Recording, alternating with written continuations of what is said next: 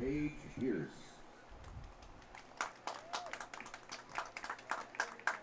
On target 2, Danelle Wentzel Lutz.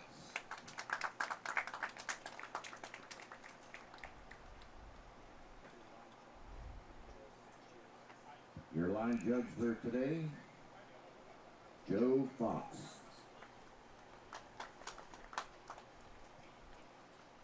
All right, this first match here, we're going to have Paige Pearce, who top qualified yesterday with a 683.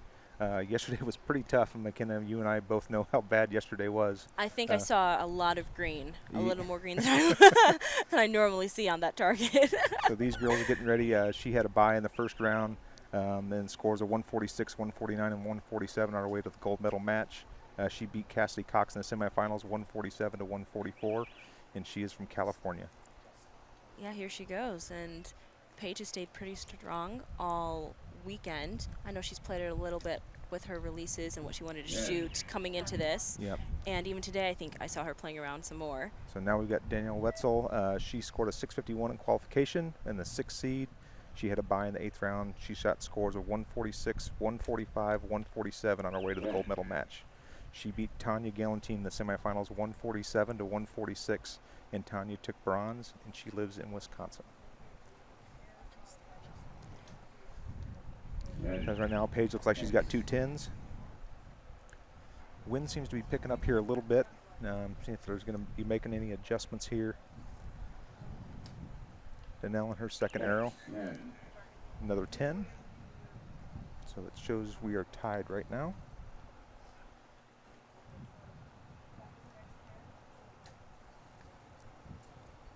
That looks and good. Good 30 point in to start here. See if Danelle can match her here and tie the score up.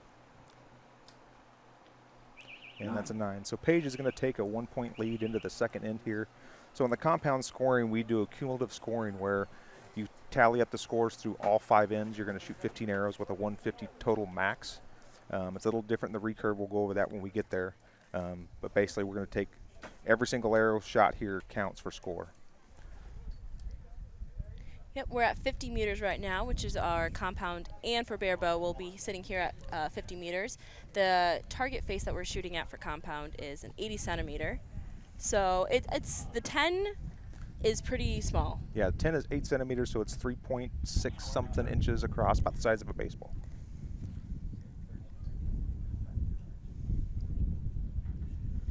The clouds are starting to roll in here at the Buckeye Classic with the wind picking up as well.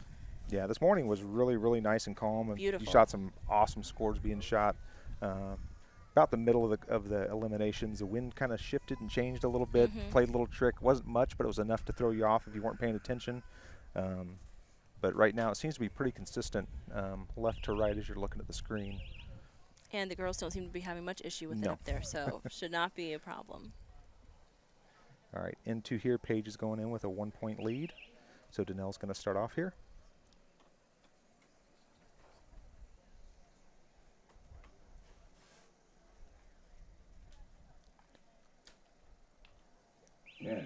Nice strong shot in the 10 there. So the wind has actually died down just a little bit the last few seconds here, so we'll see if that plays into Paige there. Yep. Can't see where that arrow landed. So Danelle coming in here for a tied score. 9. And then another 9 opens the door for Paige here.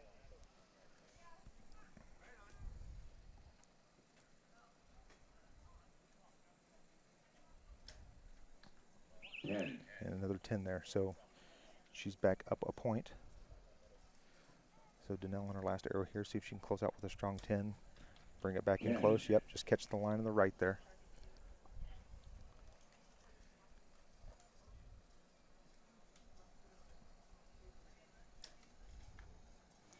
And there's a 9-8 liner. It looks like a 9.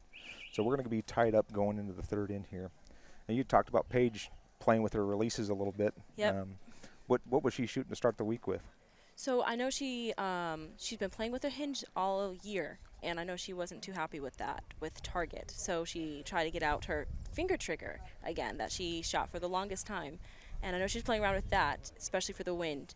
And today means it was calm again. She decided to pull that hinge back out, and she said she was very happy with it. So I assume that's what she's shooting right now. I didn't take a good look. Yeah, it looks like she's shooting a hinge now. So for people that don't know, a hinge actually fires off of rotation, so there's no actual trigger for it, where a finger trigger or a thumb trigger actually has a button or something to put your finger on to trip the trigger to make it go off. So when it's windy and you're kind of waiting for a hinge to go off, sometimes having a trigger can be helpful because you don't have a whole lot of time when you're on target, especially with the conditions we had yesterday.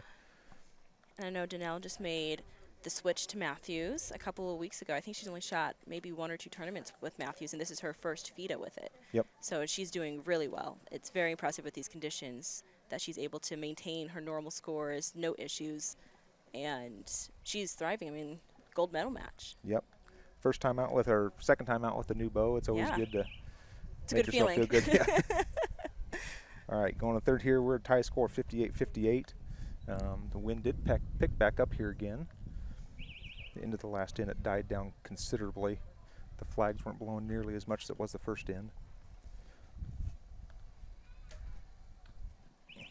And X almost right on the scribe for Paige.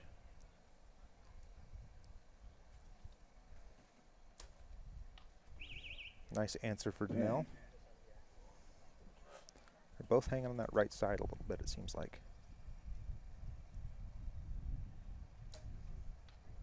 10.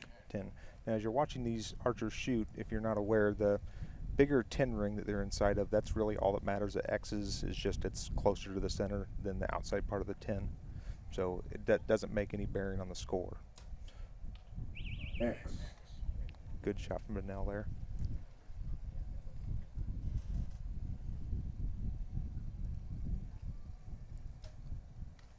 X. Nice. Very good in for Paige there to finish. Put a little pressure on Danelle here on this end.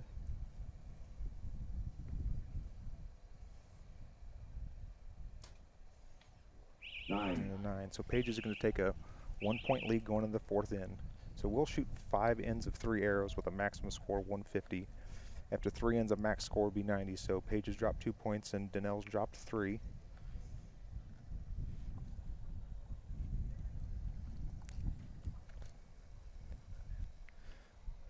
So I know Chris and those guys have worked pretty hard getting this tournament set up. It's always one of the favorites for all the archers to come here every year. Everything always seems to run real smooth here, and all the ace archers that are helping run this event are always there to help, and they've always got a plethora of people volunteering to come out and make sure the tournament runs well every year. And I know, especially because of the wind, a lot of missed arrows this week for all divisions, all across, and so there's a lot of arrows to be found, and they have an awesome crew that's out there all the time, finding everyone helping to find these arrows, and which is a lot of tournaments don't do that. So it's great to know that you have some help out there with a metal detector to find some of these tough arrows and these conditions. Yeah, and I know there were a lot missed yesterday with all the wind. All right, we're heading into the fourth end here. We got Paige up by 1.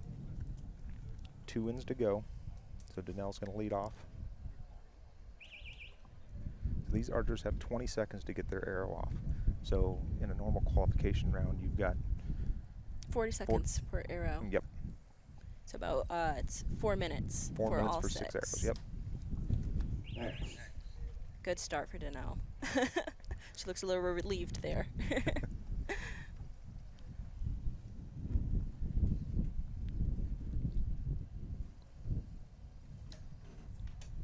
Paige with a good answer.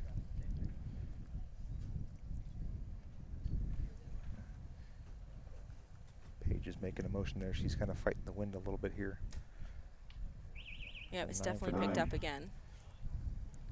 It hasn't seemed like it's been real constant the whole time, the whole weekend we've been here, so it's kind of changing back and forth, so you've really got to pay attention to those flags. 9.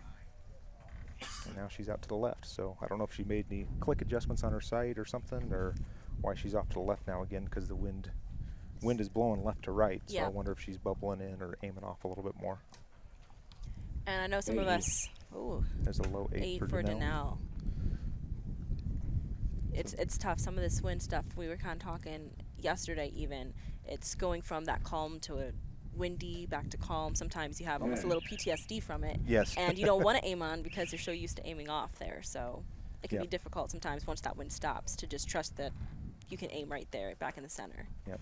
So Paige hit a 10 on that last arrow. It's going to give her a 3-point lead going into the last end. Anything can happen though, you know, 3 points, especially if this wind picks up. Yep, definitely. It's still anyone's game here. Yeah, and I know mentally coming into the last end, knowing you got a 3-point lead, and if you put 3 in the middle, you know you're going to win. There's no way she can catch up. So there's a little bit of added pressure there, knowing that, hey, I do my job, I put them in the middle, I'm going to win. Yeah. So, and what's awesome about these two is, you know, they are friends. And so seeing them up there, they're always going to be chatting and having a good time. And even with qualifications, you know, so we're competitors, we're all friends. And these two usually have a great time up there. Yep, and these two travel quite a bit together. They shoot a lot of the World Cups, or Paige did shoot a lot of the World Cups with all these guys. So she's a very seasoned competitor, and see if she can close this thing out here in this last end.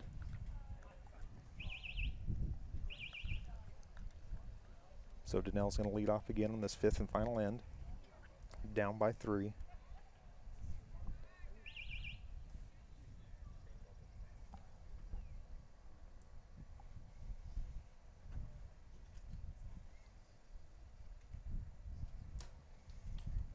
Nice steady hold and a good X. Yeah.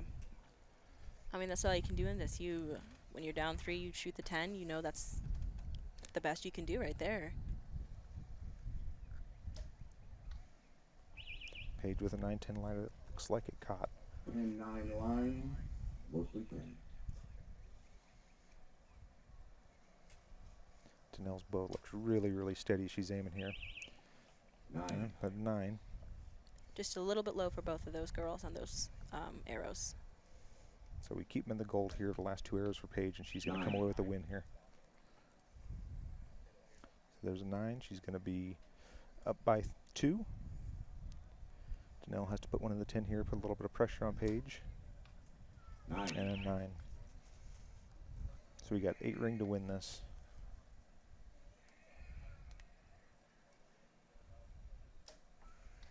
And Paige takes the win with a 10. All right, finishing scores, you have a 145 for Paige Pearce and a 142 for Danelle Lutz, which, you know, that's awesome. Yeah, I mean, it was a good match. Up until that 3rd end, they were keeping it really close. Yeah. Didn't really know who. The wind switch up, the wind dying, actually, is what kind of switched it up there. Yep, and then Danelle shooting that 8 was kind of the turning point, kind of gave Paige a little bit of a foot in the door to close out the win, and she just shot real strong on the very last end and came away with the win. And these girls getting here, like Dan mentioned earlier, they shot some really solid scores to get here. So coming in and with this wind picking up kind of at the last second, it's awesome. And they both shot really great.